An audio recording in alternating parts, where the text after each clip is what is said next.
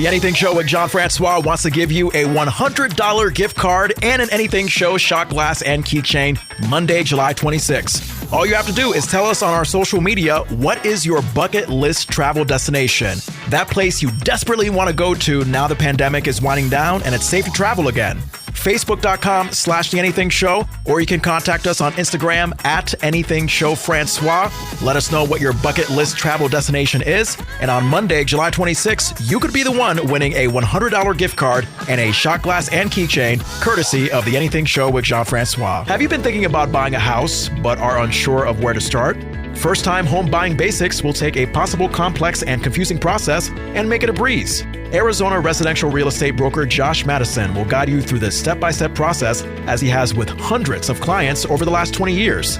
You will learn everything from where you start your journey all the way to closing the sale and getting the keys to your hands. Josh wrote this book in a short, simple, easy-to-read format of less than 100 pages. 2021 is a whole new real estate market, so before you hand over any of your valuable information, calling realtors or mortgage brokers, check out First Time Home Buying Basics and Cover Your Assets. Available now in paperback, ebook forms, or by visiting the website at MattisonMarkets.com.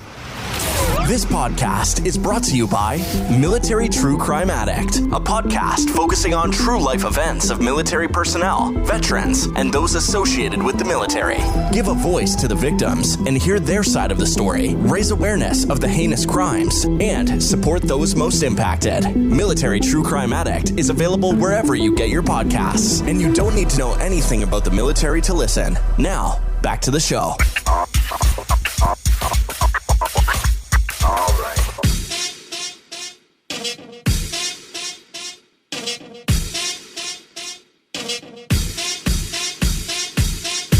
From the Big Heavy World Studios in Burlington, Vermont, this is The Anything Show with Jon Francois. I hope you know what you're in for. I will never stop lying to you. Oh my God, it is Thursday, July 8th as we record this. Jon Francois from the Magic 97.7 studios in Lindenville, Vermont. Don't worry, I will return to Burlington soon. I am joined once again by actress and host of the Black Hole Sun podcast, Massiel Hernandez, on the phone from New York City. How's it going, Massiel? Hey, it's hot and humid and rainy here in New York. Yay! You know what? And it's funny you say that because here in Vermont, it is rainy, but a cool 61 degrees. Yeah. Jealous. You know what? I almost want it to be 117 degrees just so it could feel like July. Like, it just doesn't feel like July when it's 61 degrees in the middle of July. It's weird. No, you don't. It's been so disgusting here. It's been like 100 degrees. It's like 90, 100 degrees with the humidity. It's no, you don't. Okay. Hey, trust me. Well, what we can agree on what's not disgusting is the show that we have for y'all this week. Coming up in our gossip later on, Kate Winslet's time of the month somehow has to do with her skin complexion. We'll talk more about that. For our Ask Anything, like I said, you tell us where you want to travel this summer, and we're going to give you a chance to win $100 and an Anything Show shot glass and keychain on July 26th.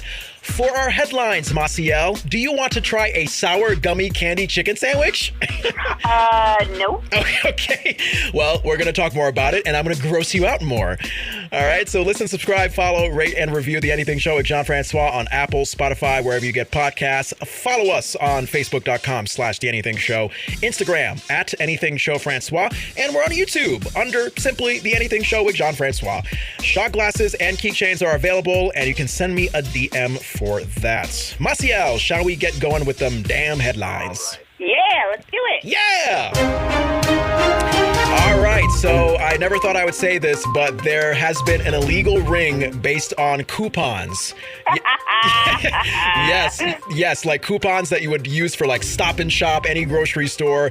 Authorities in the Houston area, Massiel, have closed in on an illegal coupon ring with at least 80 people. It involved printing fake coupons and then using them at places like Walmart and Kroger. One estimate claims the ring is responsible for $10 to $20 million in losses. Now, the first thing I thought of was like, I feel like all these 80 people are going to be like moms who are just looking for a sale and they were just trying to beat the system.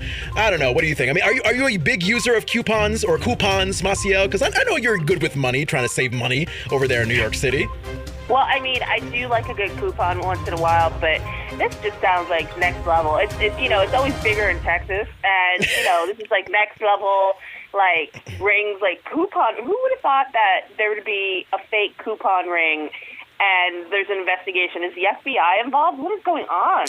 I don't know. It's an interesting story. But yeah, you go back to that saying, it's always bigger in Texas. I thought that was just related to penises, but apparently it is for... and steaks and boots and cars and yeah. Oh, God. Big everything in Texas. And you know what? It's the biggest state in the country. So that makes sense. So you got to go big when it comes to illegal activity in Texas. Massiel, do you like the idea of round hot dogs? What do you mean? Like what? Oh, well, let me explain. This brings us to our next headline here. A meat delivery service is offering round hot dogs, which has launched a debate as to whether it's like something new and interesting. Basically, think of a hot dog in its normal shape, but like literally in a circular shape. And a lot of people are saying that it looks like just glorified bologna. It is. It is glorified bologna. Like, if you ever fried bologna, it tastes like hot dog. Yeah. So, I mean, it's going for $18, these round hot dogs. Oh, boy. Jesus. Yeah. I mean, how much would you normally get, like, bologna sandwiches for, Massiel? Probably no more than, like, what, $2-3 at the store? Yeah. I mean, and I live in New York, and they're expensive here, but and it's, like, real good bologna. But, like, if you got regular cheapo bologna, it's like $1, maybe $2. Yeah. And, I also couldn't help but think that, if you're looking for a round hot dog, not only is it glorified bologna, but it also kind of reminds me of just like a hamburger. Like, I feel like, if you want something round and meaty, just get a hamburger. That's why they have hamburgers as well as hot dogs at your normal, like, 4th of July or Labor Day cookout. So, I don't know. I say I'm a traditionalist, Massiel. Leave the hot dog the way it is. You know what I'm saying? Exactly. Now, Massiel, you are in New York City. I don't know. I mean, I know you don't have a car, but do you at least know how to drive? I don't legally have a driver's license, but I do know how to drive. And you've had a car in your past, right? No, never. I've never had a car. Wow. Okay, so this is foreign to you. A new survey says that 58% of people have had the best moments of their lives in their car.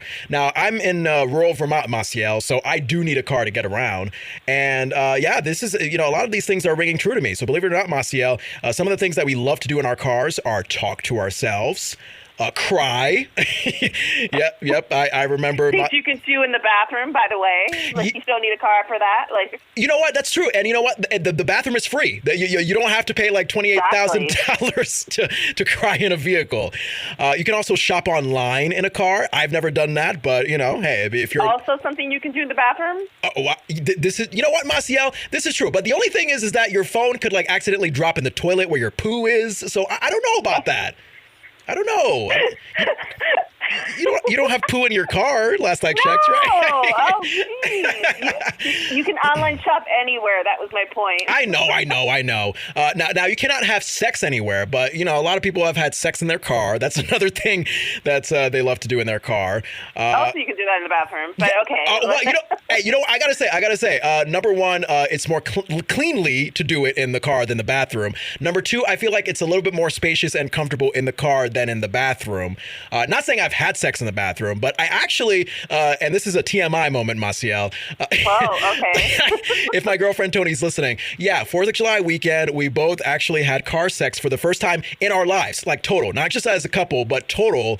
And we had this negative stigma about car sex going into it. But I mean, besides the fact that it was just really stanky, sweaty, hot in there, it's super uncomfortable when you do it in the car. Like, it actually wasn't. It actually, it surprisingly was very comfortable for us. I mean, besides the heat, we had like a nice private space in a dollar store parking lot at night, away from our family, or my family, which is where Tony came to visit my family. 4th of July weekend, we made it work. We made it work. So wow, look at you. I know. Look at me go. Everything is bigger in Connecticut as well. So I don't know. Oh my God! Prepared meals. Prepared meals is another thing that people do in cars. Now, look, you can do that in the bathroom too. I swear, you can do anything in the bathroom. So you're telling me, Massiel, you can take like a grill in the bathroom and cook some burgers? No, you can you can boil water in one of those kettle boilers. I'm kidding about the bathroom. I would never prepare a meal in the bathroom. I can't even stop my story. Like, it's just like, oof, no. Yeah, I mean, you get like all disgusted out when I just say I haven't showered. So I was going to say, I was like, oh, gross. Yeah.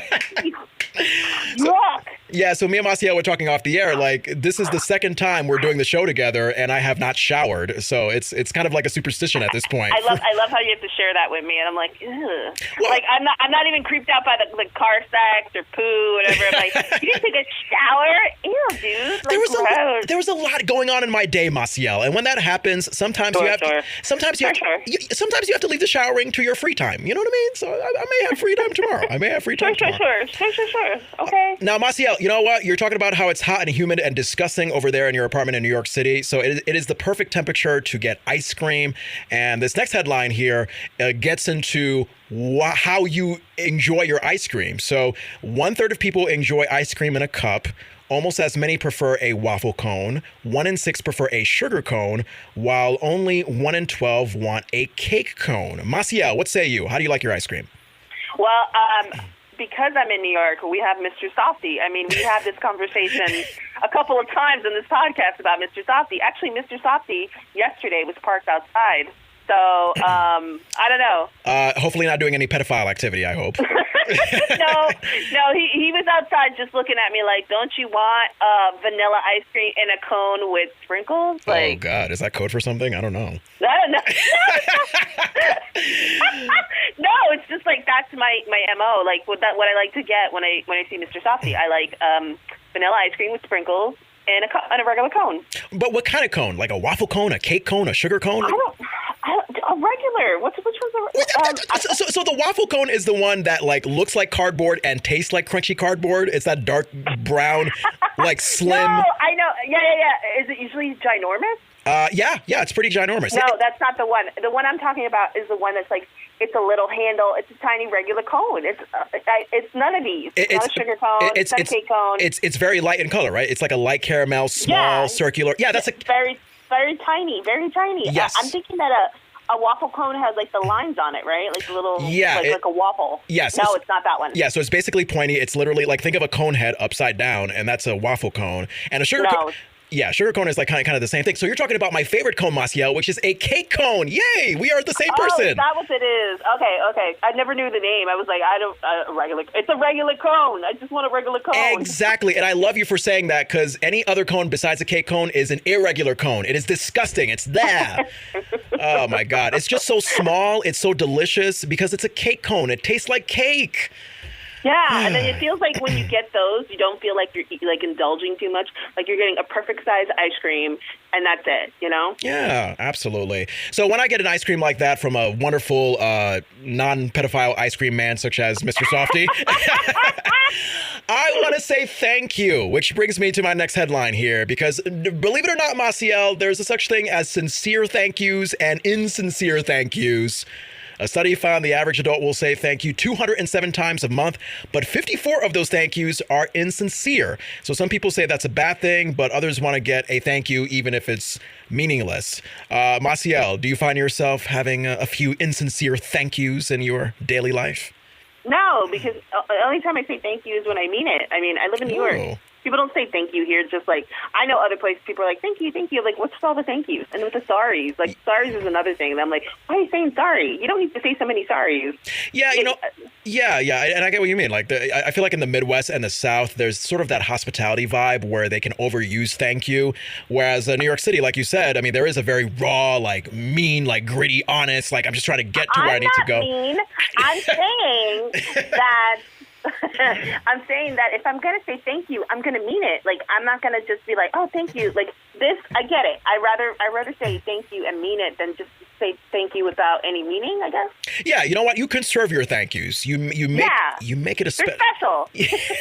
And you know what? Unfortunately, me, coming from not the New York City area, I feel like I have like 10 different types of thank yous. I have like the sarcastic thank you, the passive aggressive thank you, the genuinely angry thank you, and so forth. So, Massiel, I really need to take a class in how to just actually mean thank you consistently. Yeah, I mean, there's nothing wrong with really just like thinking about it and be like, yeah, thank you so much for doing this. And that's it. Yeah. Just saying it once. I'm meaning it. That's all it is. I know. Hey, speaking of New York City, New Jersey area, one thing that I don't like about that area, you live in Massiel, you have to parallel park if you have a car. And a man in this next headline here, we have a man in Asbury Park, New Jersey, who was trying to parallel park his SUV on the street last week. And he actually accidentally crashed through the front of a driver's ed school, which is so ironic. So ironic, it's ridiculous. Yeah. Now, Massiel, I mean, you've never really had an experience in a car, so I will tell you this: if you ever, I have. I think you weren't listening when I said. Oh, I'm sorry. I have driven. Okay. I just don't have a license. Okay. So when you have driven, and you see, read between the lines, John. Read between the lines. Look, Massiel. A downside of not showering today is my attention span is not quite there. Okay. I'm actually a very good parallel parker. I actually am excellent at that. And I've been at Asbury Park, so I know a lot about the subject matter. Wow. So would you say parallel parking a lot better than like parking in a traditional parking lot? Yeah, actually, I am actually a better parallel parker because the person who taught me how to drive, that was their like thing. They taught me how to get into tight spaces because they were so used to driving in New York City and New Jersey that they were kind of an aggressive driver, but also really smart about the way they parked. So, yeah. Wow. Isn't that weird? Like, usually people are not good parallel parkers, but I'm actually a really good parallel parker. Yeah, you know, what I often hear is that, if you either are born from the New York City, New Jersey area, or if you spent a lot of time living there, then you become like a polished beast at parallel parking. Yeah. I mean, you have to. There's no space here. So you're just like, all right, this is it. Let me park. Like, and you just don't think about it. Like, it just becomes something that's automatic. Yeah. I still think it sucks, and it caused me a lot of anxiety, Massiel, because you have this tight space in between two cars. You're on the street, and you have other cars behind you that are waiting to get by. I mean, it's just a walking opportunity for anxiety. And you know what? Even though I do advocate for just parking lot parking, coming from a rural, suburban kind of area, I will say there was one time I successfully parallel parked, and it was that weekend. Ooh. Yes, it was that weekend that I spent in Maryland to visit my friend, and with the cicadas. Yeah, with the cicadas. So even though the cicadas almost attacked me and killed me to death, I was fortunate enough to have literally an obese amount of space for my parallel parking, because I had no choice but to park on the street when I was at my friend's place. And when you have say, I don't know, what seems like 200 pounds worth of space in between cars, boom, no problem. I will go back to my driver's test education thing and I'll parallel park like a beast. But when you go to New York City and it feels like you have a very small anorexic space where your car could potentially bump into another car, and then you got to call insurance and all that stuff. Yeah, that's where I get nervous, Massiel. That's where I get nervous. It's like you got to be one with the Force, man. You got to be one with the Force. Wow. All right, so I'll think of Star Wars the next time I parallel park. Oh my God, Massiel, this is a great headline. You and I have pets, and this next headline here, a recent study found that people get more happiness out of buying something for their pet than they do buying something for someone else or even themselves. Now, look, I love my dog Buddy. I am not a big fan of... Yeah, I know, right? It's such an original name for a dog. And I will obviously put a roof under his head. Or over his head. I will give him food. I will give him water. I will give him treats. But to go overboard and be like, oh my God, here's your clothes, Buddy, and here's your king size bed and this and that. My philosophy is the pets don't really know what it is they're getting in terms of being spoiled. So, yeah. And it's expensive, this pet stuff. I mean, Massiel. Oh yeah. Yeah. So I just want to say, because my roommate just recently moved out, and I have to be honest, I am now petless because that was her cat.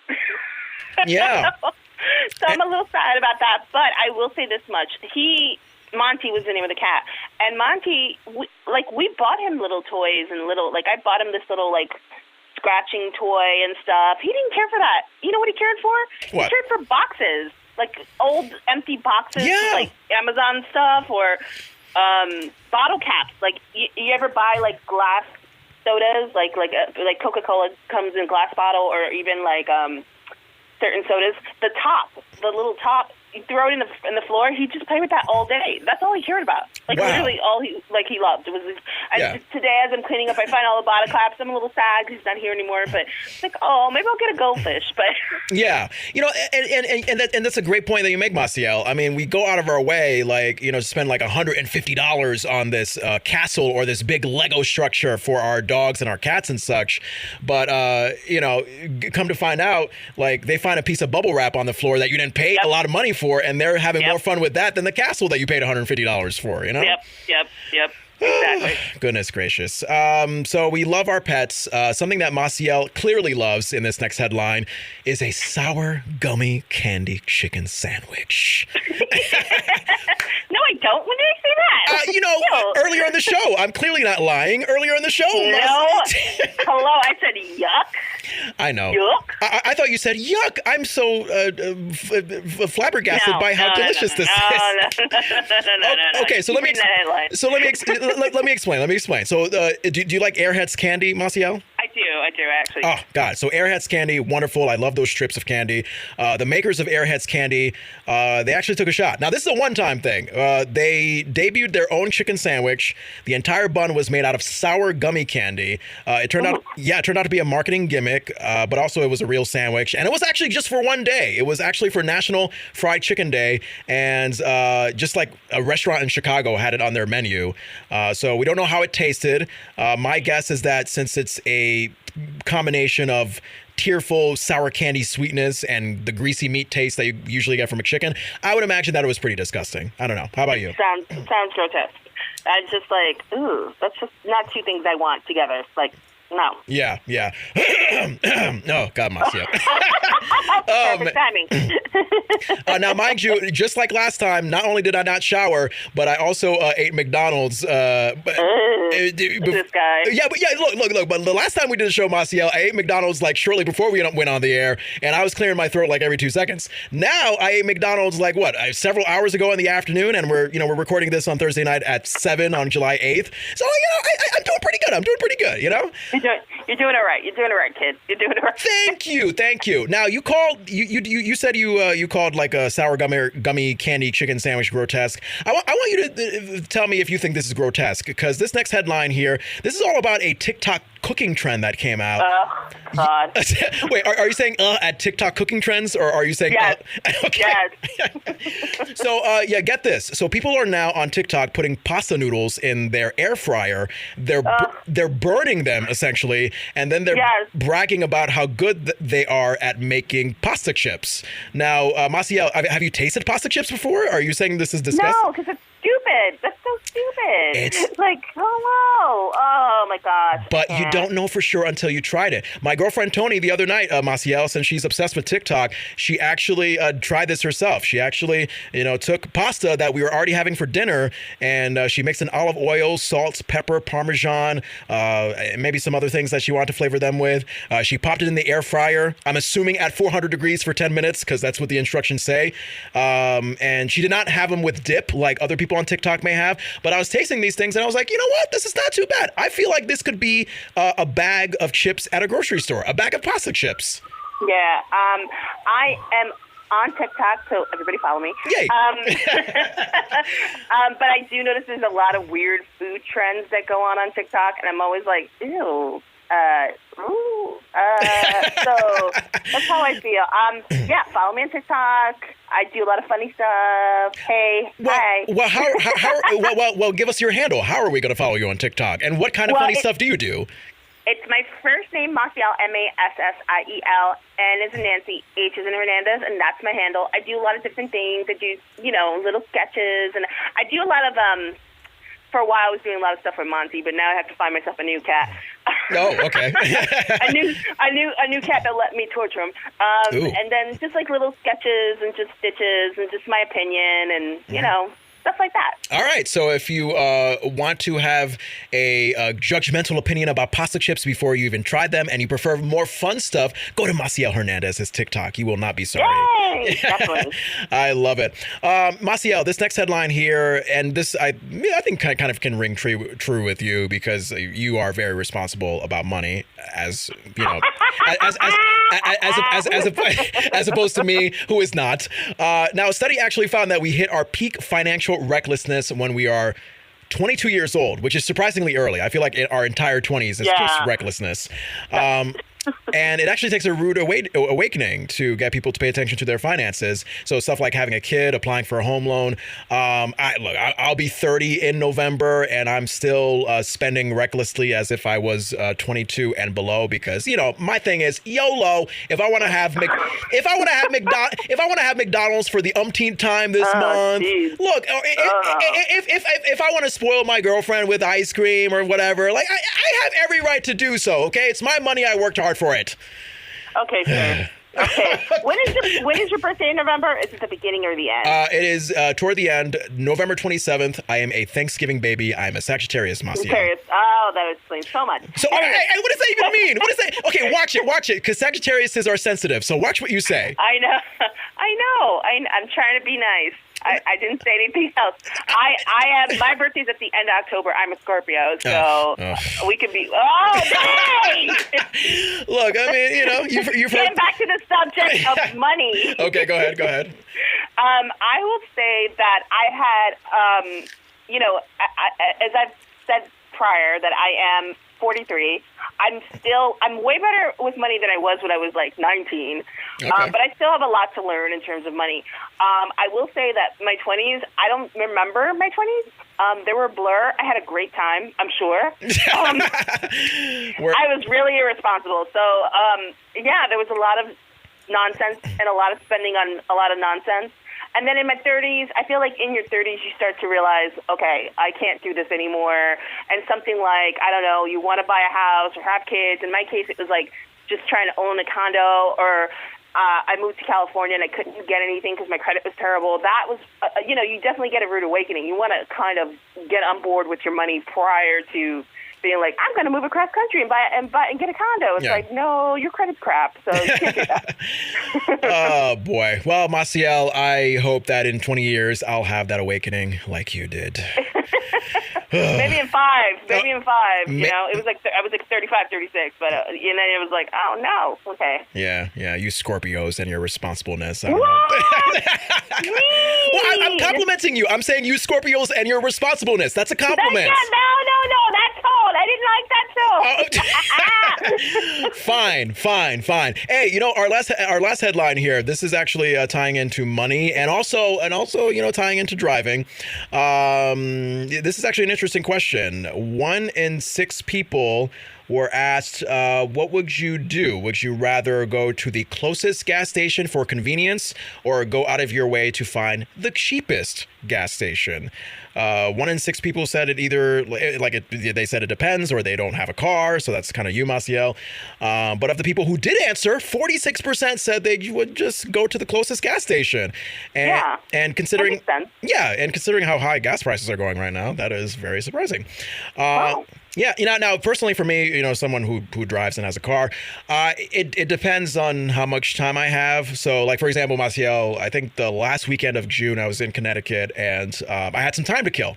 So I went to the cheapest gas station in town to get gas at $2.85 a gallon, and there were a long line of cars. So I must have waited like a good 15 to 30 minutes to get my gas. So when you have that kind of time, it's like, okay, yeah, let me get some cheap gas. However, I think I spent 4th of July weekend again in Connecticut, and when I was coming back to Vermont the Monday after, I was in such limited time to get back to Vermont, and there's a gas station like 2 seconds away from my house that's very not cheap.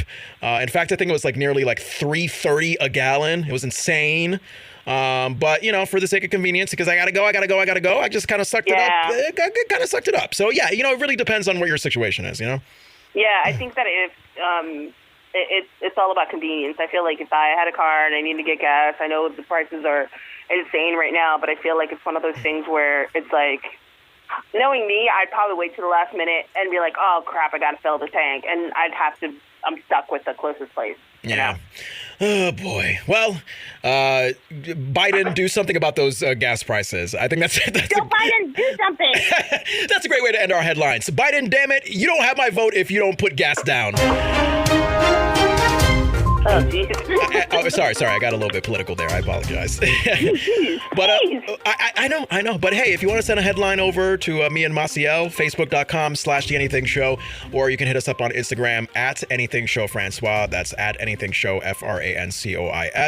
Jon Francois here with Massiel Hernandez as we get to your chance to win $100 and an Anything Show with Jon Francois shot glass and keychain July 26th. Massiel, shall we get to a round of Ask Anything? Let's do it. Yeah. All right, so the question for this month, where would you like to travel this summer? I can feel it. I hope you can feel it too, Massiel. The COVID pandemic is dying down. People are going places, and they're going places again. And pretty much where would you like to travel this summer is what I want you to tell me for a chance to win that money and merch. Great responses on our Instagram, at Anything Show Francois. Girlthing15 says Maldives. Do you know where that is, Massiel? I have no idea where that is. No clue. Yeah, Maldives. No. It's the Maldives. Oh, Maldives. Yeah. I'm looking at it. I was like, no, that's the Maldives. Yeah. That's, I forget where it is, but it's very, my understanding is very posh. Oh, okay. Well, damn. Girlthing15, you got money. Let me let me get a trust fund off of you. All right. So Charlene Stiles says Bali, Indonesia. Okay. Wow. Now, dumb guy I am, Massiel. The only thing I know about Indonesia, they either have a lot of bananas or that's where the banana was founded. I don't know. I mean, Okay. There's more to Indonesia than that, but okay. Well, tell me something else about Indonesia besides bananas. That's fascinating. I can't think of anything off the top of my head. Exactly. More. I think of beaches. I think of I don't know, Bali and I think of like beaches. That's all I think of. I don't even think about bananas. Okay, bananas, banana bread, beaches, banana pudding, banana splits. Just everything banana, it ties to Indonesia for me. All right, so Madeline says Greece is where she would like to travel. You know, Greece is actually a very popular destination for a lot of people who've responded. Soul to Soul Life Coaching says Greece on Instagram as well. Priscilla Fed says Hawaii, of course. Beaches, volcanoes that could possibly kill you. Why not? Oh my God, I almost choked because I made fun of Priscilla's Hawaii choice. That was great. Volcanoes, why not? Yeah, right. Yeah, that was great karma. Carmen Reese says Greece as well. AlphaMat7 says Florida. And oh my God, Jennifer Oliver Sampson gave me the best long answer ever. You want me to read you this from Instagram? Yeah, go for it. Do it. All right, so quote, my bucket list travel. Oh man, Pamukkale, Turkey. The city of Denizli has these little white pools. 15 or so people say that Cleopatra bathed in these waters. They sell antiques. Rather, they're artifacts from the small cities nearby. The hotels are in cave-like settings. Oh, I know this place. Oh, you do? Okay. So she sent her parents in a Turkey getaway and chose a package with itineraries already planned through one of her customers. She's a travel agent. It was beautiful. She brought back some great stuff and shared great pictures. It was pricey, believe it. So thank you, Jennifer Oliver Sampson, for sharing that story. I appreciate that. That's awesome. I know. Red Gold for Life says she'd love to, or he or she would love to go to South Korea, Japan, and Australia. Okay. Oh, nice. Of course, the city of romance. Capri Michelle Gay says Paris. Heart emoji. Paris. Love. Oh, you've been to Paris? No, I want to go to Paris. Oh my God, yay! Find me a man for me down there, and I don't know. I'm straight. I have a girlfriend. I don't know why I said that, but you know what? Okay. Hey, things on my bucket list. I want to marry me a man in Paris. Okay. All right. Next person. Let's go. Yeah, I know. Yeah. Oh, God, this phlegm. Colexi says Japan. Hi, y'all says Africa. And finally, Zeus Zolo says they would like to travel to Sanibel Island. Oh, my. Nice. I know. Fabulous places. Keep on telling us where you would like to travel this summer on Facebook.com/TheAnythingShow. I also have the post pinned up to the top of my personal page on Facebook at Jon Francois, Jon, last name Francois. Instagram at Anything Show Francois. I typically post these Ask Anything segments on our YouTube page at The Anything Show with Jon Francois. So many ways to respond for a chance to win $100 and an Anything Show with Jon Francois shot glass and keychain July 26th. Yeah. Yes. All right, Jon Francois here with Massiel Hernandez right here on The Anything Show. Before we get to our gossip, I'd like to acknowledge a lovely returning sponsor for The Anything Show. Got to give a shout out to my good guy, Anthony Janot from the Highbrow Drivel podcast. I don't know if you've heard of this, Massiel, but Highbrow Drivel. If you want hilarious takes from serious experts, Anthony Janot has got it. Each week, he and a stand-up comedian talk to a serious expert who pretty much gives their entertaining take on their subject of expertise. So you'll get entertaining takes on things like brains, space, climate science, psychedelics, pretty much all the areas that you're most likely to end up talking about when you're drunk at the end of a party, just trying to figure it all out. So it's light, funny, easily accessible, Highbrow Drivel. Oh my God, the latest episode, Massiel, my girlfriend Tony might be icked out by this, but they covered bugs, creepy crawlies, insects, pests, little critters. You know, they play an important part of our ecosystem. So Anthony Janot and a stand-up comedian, they talked to Dr. David Goulson, who is the author of the upcoming book, Silent Earth, Averting the Insect Apocalypse. Comedian Alfie Packham joins Anthony Janot in that episode with Dr. David Goulson. So please find Highbrow Drivel wherever you get your podcasts, Apple, Spotify, Google. It is certainly a podcast you don't want to miss if you want both hilarity and intelligence in your mother effing brain. Whoa. I know, Massiel. You know how I put the slam down on that mother effer? Yeah, I see that. Interesting. All righty here. Massiel, shall we go to the Hollywood celebrity world and talk gossip? Yay! Yay!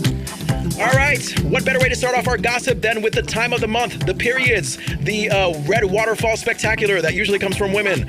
Crimson Wave. Oh, God. I'm thinking of Moses, the Red Sea, the parting of the Red Sea, as they say. Moses from the Bible. There you go.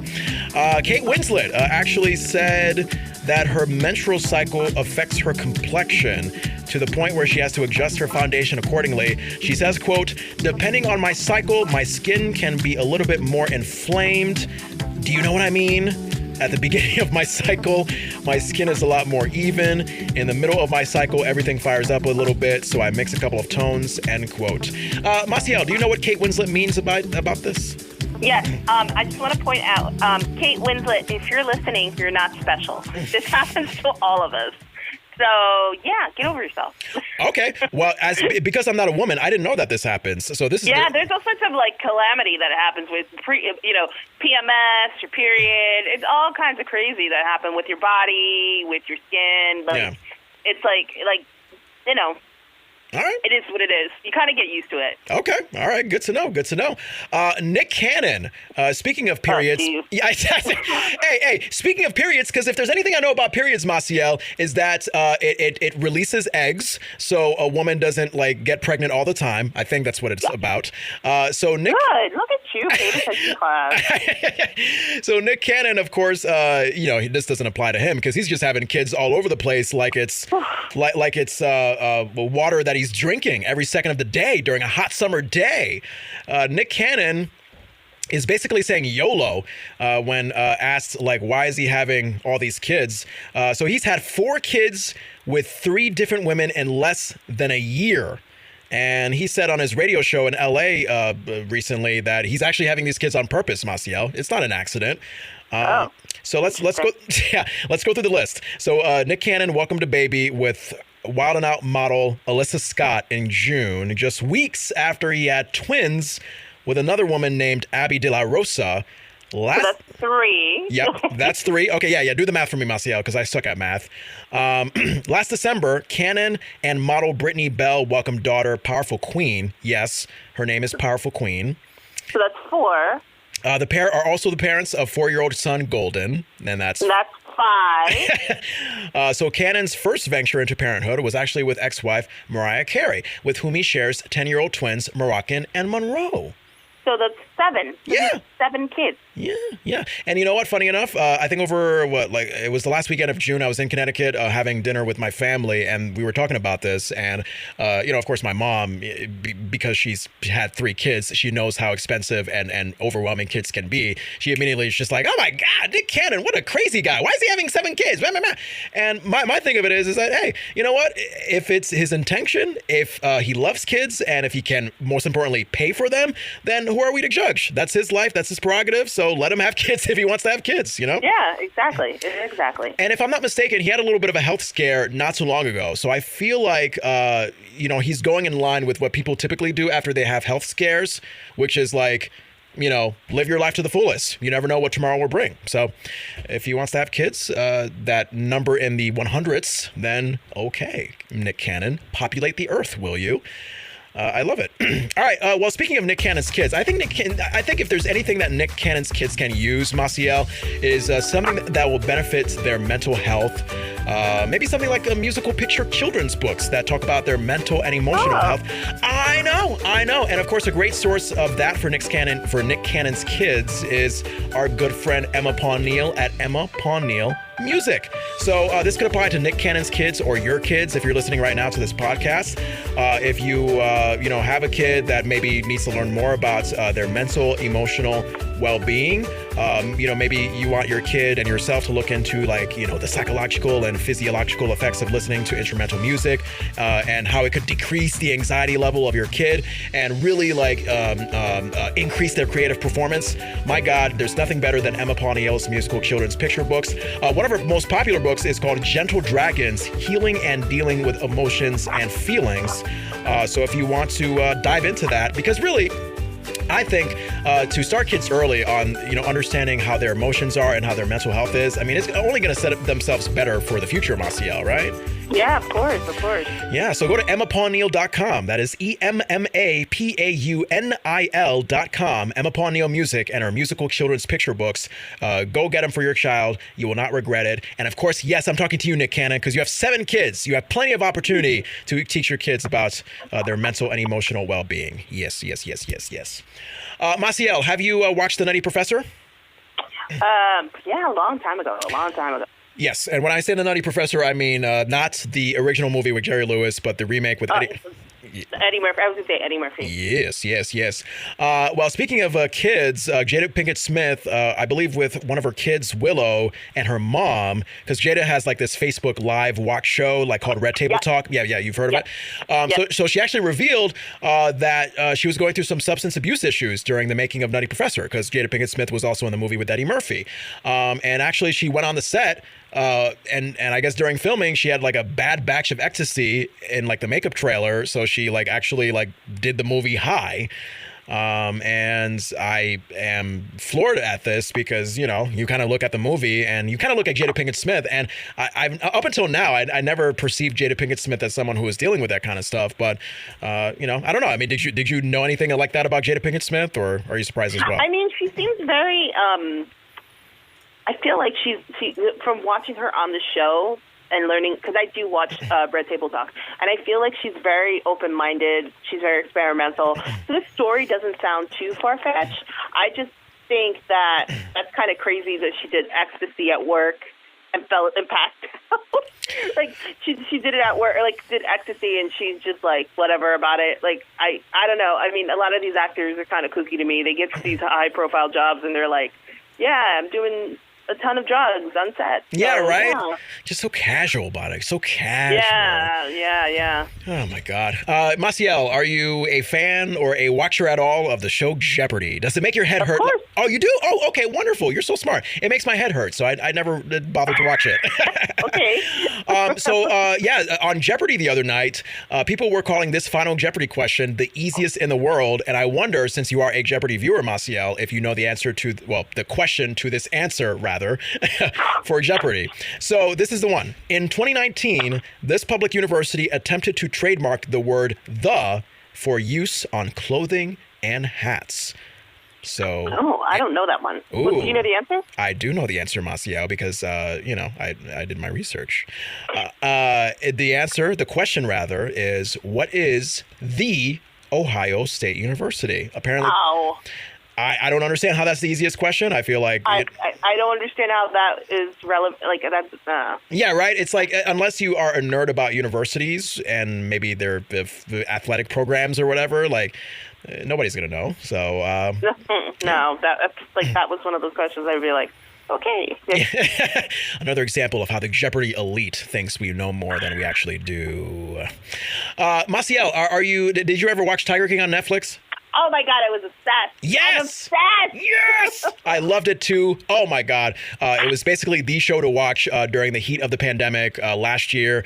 And Joe Exotic, of course, the big star of Tiger King, who is in jail, he launched a contest called Bachelor King to find his next husband. Because, of course... oh boy, that guy needs to stop. Oh no. Yep. So any guy over the age of 18 can apply online, and 3 winners will be chosen to each receive a romantic and film for TV getaway with Joe once he's released from prison. Okay, so let's stress that these guys, if they're applying to marry a imprisoned reality show star who we know is batshit crazy from the show. And you know what? Hey, look, it's the men's prerogative. I mean, Yeah. I mean, guys, allegedly he fed people to the side. Well, no, was that Carol Baskin? That's allegedly Carol Baskin. Yes. Oh, okay. Well, I mean, he must have done. He did some. He tried to get someone killed. So. Yeah. Oh my God, you make me almost want to rewatch Tiger King and just have my mind blown again because again, you just wonder like, are these people really on the same planet as us? It was. I know. I used to be like, where? Why? How? How? Oh, I love it. Are you a fan of the singer Doja Cat, Massiel? Not really. Okay, fine. So this is a reason to not like her even more. So Doja Cat, I mean, she's been rocking the Billboard music charts lately with collaborations with people like Saweetie and The Weeknd. And she's actually saying she's not going to be doing any collaborations anytime soon because she says, quote, Michael Jackson and Prince were not doing a lot of collabs at the time. They almost have no collabs. You look at that and you're like, they were doing fantastic without anybody. That's my bar. So Doja Cat. That's not true. Michael Jackson collabed with a lot of people in different genres and with different writers. Beat It, if you think about it, he collaborated with Eddie Van Halen, if you hear the guitar. Black and White with Slash from Guns N' Roses. Yep. So I think this is not, and Prince, he collaborated with a lot of people who he allowed to let go, like Sheila E. So that's not a true statement. So she should really look into what she says before she says it. Oh, That's not true. That's not true. They collaborated with a lot of different music. Quincy Jones, hello, Michael Jackson's Thriller was produced by Quincy Jones. Well, how is that? You know what I mean? Well, when I say collaborations, I mean like on the actual song, like Michael Jackson featuring like this a duet. artist. Yeah. That's what. Sorry. I feel like they have. I mean, musicians count too. In my eyes, like musicians, like he had really fierce guitar players, and he had, I think that's a collaboration too. But okay, I kind of get it. Yeah, but when you think about it, I mean, the only collaboration I think of when I think Michael Jackson at this very moment is when Eddie Van Halen did the guitar solo for "Beat It." Other than that, Eddie Murphy did a song with Michael Jackson.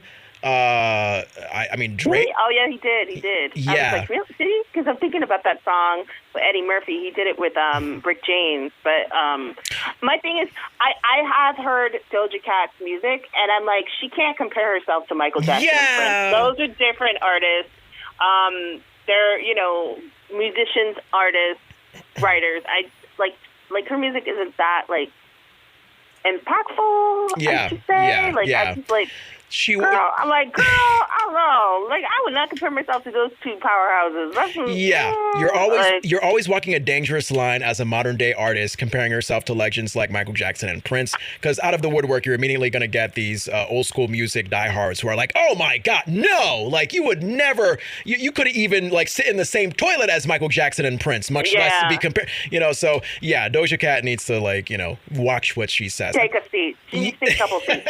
Yeah, I mean, I do understand what she says. I mean, when I think about it, I can't think of too many collaborations on the actual song that Michael Jackson and Prince have done, but to like actually compare yourself to Michael Jackson and Prince when you're this early in your career, Yeah. Oh my God, another change up. You know what, Massiel, there's one show where the cast members just keep going back and forth like, I don't know, condiments on a sandwich. I'm trying to figure out a good comparison. I can't even think of it right now. But the View, my God, I mean, if the cast members just come and go, it's a turnover rate that's probably more often than like any customer service job in the world. It's insane. I have had a couple of those, so. Yeah, me too. So Meghan McCain, who of course is the daughter of the late John McCain, she announced that she's leaving The View because she wants to stay in D.C. with her family and her new baby daughter. But she did call the show, hands down, one of the greatest, most wonderful privileges of her life. Once again, because The View is known for like, here are all these women that, think liberally, and here's this like lone conservative voice. And Meghan McCain was that lone conservative voice. And now, here they go. And they got to find another lone conservative voice, Actually, I forget her name, Anna. One of your viewers will probably correct me. They sometimes have this woman named Anna. She's from, oh gosh, why can't I think of her last name? She's a well-known conservative Republican pundit. She's very anti-Trump, though. Ooh, okay. She's very outspoken. She's Latina. She's from Nicaragua. I can't believe I can't remember her last name. She'd be great replacement. Sometimes she comes in and does like guest spots, but I think she'd be perfect to take over for Meghan. I wasn't a big fan of Meghan, actually. I found a lot of her, I don't mind hearing two sides of the story, and I respected her father a lot. I thought her father was phenomenal. Yeah. And I love Cindy, too, her mom. But I felt a lot of times she kind of whined about stuff, and it was just like, it just seemed like it was a lot of nepotism. Like, I just felt like she got the job because she's John McCain's daughter. Right. I didn't, like, there wasn't any insight that I felt like, oh my gosh, Megan's just, like, opening my eyes about things. Right. It's a lot of, like, please stop whining. Like, so I'm not sad to see her go, So, Anna Navarro. Yeah. Another one bites the dust. I mean, you have you have Meghan McCain, and my God, the past cast members that have come and gone. Yeah.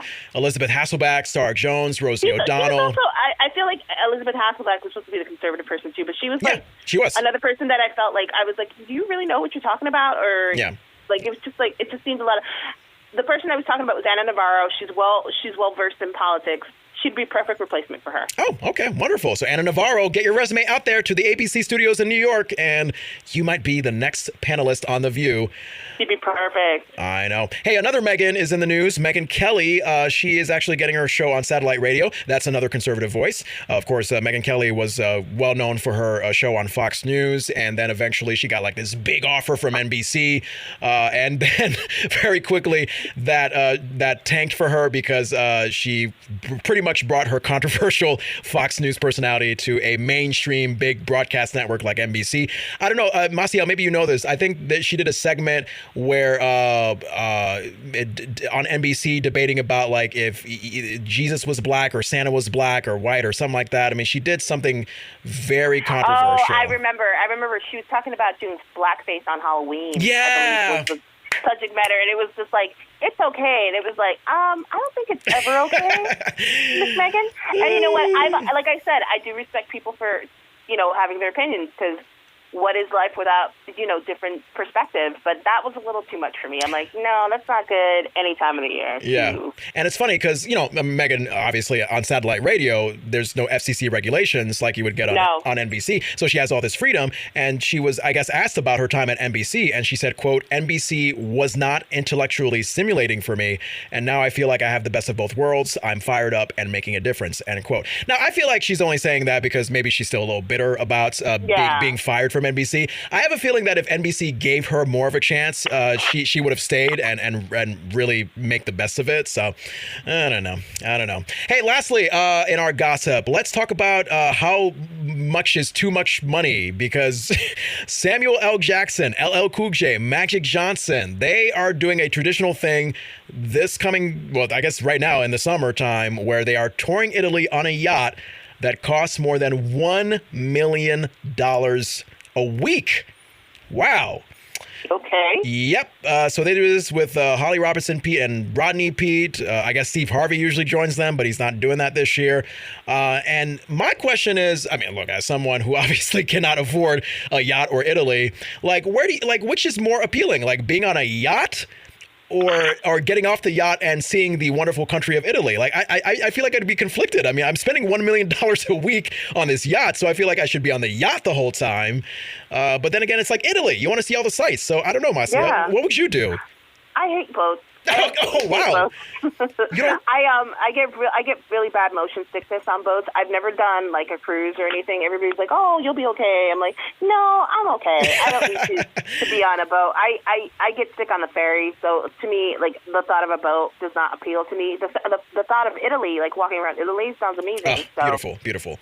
Yeah, you know what, Massiel, I'm gonna be with you. I don't really get motion sickness so much. I think I'd be fine on a yacht as long as it's like really, really slow, like a cruise. Yeah, I heard that a cruise is like super slow and it's not, but I'm just like, no, I don't. Like, I've been on a couple of boats and people try so hard to convince me that it's okay. I'm like, no, I get really nauseous. I don't feel well. I don't like that feeling. I've actually worked as a server on a boat, which was a nightmare. Like, I was like, I'd never do that again. Like, that was the worst idea. Worst idea. Yeah. All right, so me and Massiel have agreed. Let's really invest our money in walking around and seeing the sights of Italy and not throwing up. So yes.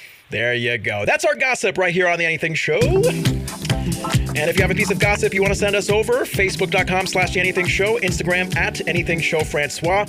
And oh my God, Massiel, this is probably the first time we've actually spent the entire hour together. Can you believe it? Crazy. I know. So we have to wrap up really quickly with a review of a wonderful podcast that me and Massiel both listen to. By the way, Jon Francois here with Massiel Hernandez, blah, blah, blah. But it's the end of the show, so you don't really care who we are at this point. Yeah. So we got to wrap up with this. I mean, my God, if there's another podcast you should check out along with Highbrow Drivel, it's the Military True Crime Addict podcast. It's a great podcast about crime relating to actual life events of military personnel, veterans, family members, those associated with the military anyway. Now, I got a chance, Massiel, on the drive home this morning to listen to the recent episode about sex because, of course, I'm a guy. Sex always gets my attention. Of course. So this episode called Sexual Desire, it's a great true story about Joan Shannon, her lover Jeffrey, and her husband David. It's a tale of sex parties with people having sex with each other right in front of one another. Joan had become more desperate to be with Jeffrey and became more desperate to get rid of her husband David. Joan looks to one person that you would not expect her to ask to kill David. I mean, I loved it. I mean, the host, I think, provided a haunting, intimate delivery that's very fitting to sort of like the hush-hush, like secretive, devilish tone that you would want when someone tells you a story about sex or sex parties. Massiel, you actually not only enjoyed this podcast, but you have an interesting story that goes along with it. Yeah, so as I was listening to, like, I wasn't sure when you sent me the link what it was exactly. Yeah. So as I'm listening to it, I listened to this on the one prior episode.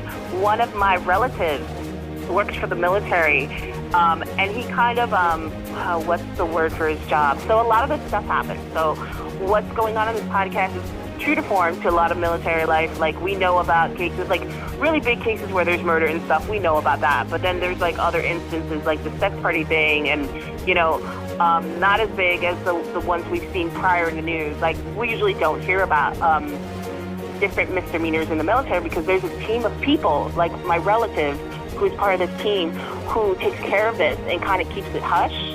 And you kind of don't hear too much about it. So this is why this podcast is so interesting and one of a kind, because you usually don't hear about these stories because there's people making sure that you don't know about it. So, and I know that person, you know? Yeah. Military True Crime Addict, a wonderful podcast that you can find anywhere you get podcasts, Apple, Spotify, Google, etc.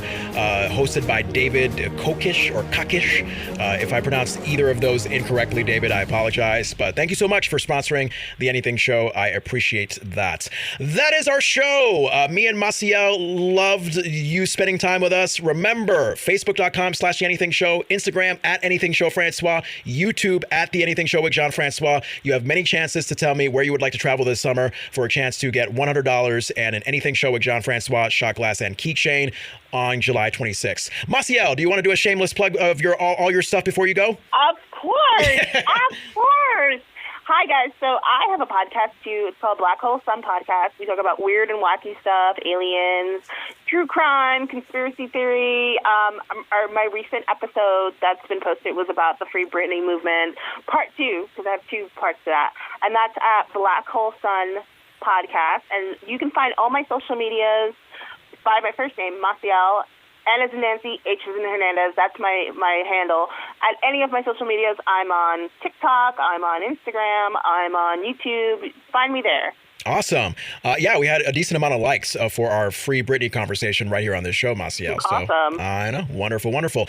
All right, until next time, Jon Francois here saying take care of yourself. Be kind to yourself. Peace. Listen to The Anything Show with Jon Francois on the iHeartRadio app, Apple Podcasts, Spotify, or wherever you get podcasts. How does Jon know how to set up podcasts? Is he that? No, he can't be that smart. Follow on Facebook at The Anything Show and on Instagram at Anything Show Francois. Did you get all that?